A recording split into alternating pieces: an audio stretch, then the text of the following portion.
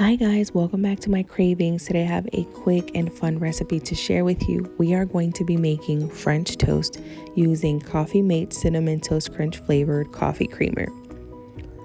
The idea of using coffee creamer came to me some time ago when I wanted to make some French toast and realized that I did not have heavy cream, which is what I normally put in my custard.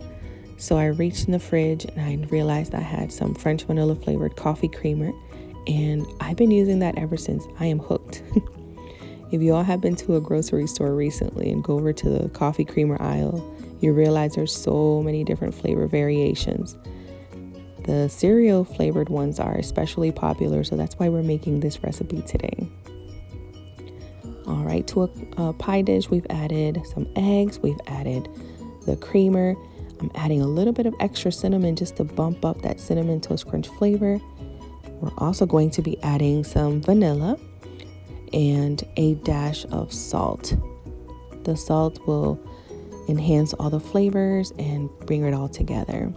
We don't have to add any sugar to this recipe. The coffee creamer has plenty. To a hot skillet, we've added some butter. Make sure that the bottom is fully coated so that nothing sticks. We're using thick cut brioche. I also like to use challah when I have that available. So any sweet bread will do, guys. Just make sure that it's day-old bread so that it'll soak up your custard. We are going to be cooking these for about 6 minutes. We're going to flip them every 2 minutes or so. We want these to be nice and golden.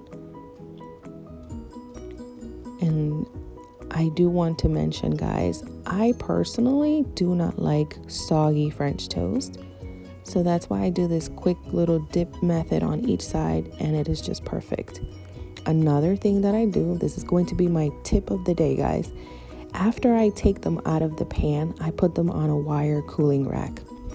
The reason I do this is because if I were to take the French toast directly from the pan and put them on a cold plate, there will be condensation and it'll make the bottom of the French toast kind of soggy. So that's not good eat, guys. So that's a little tip for you.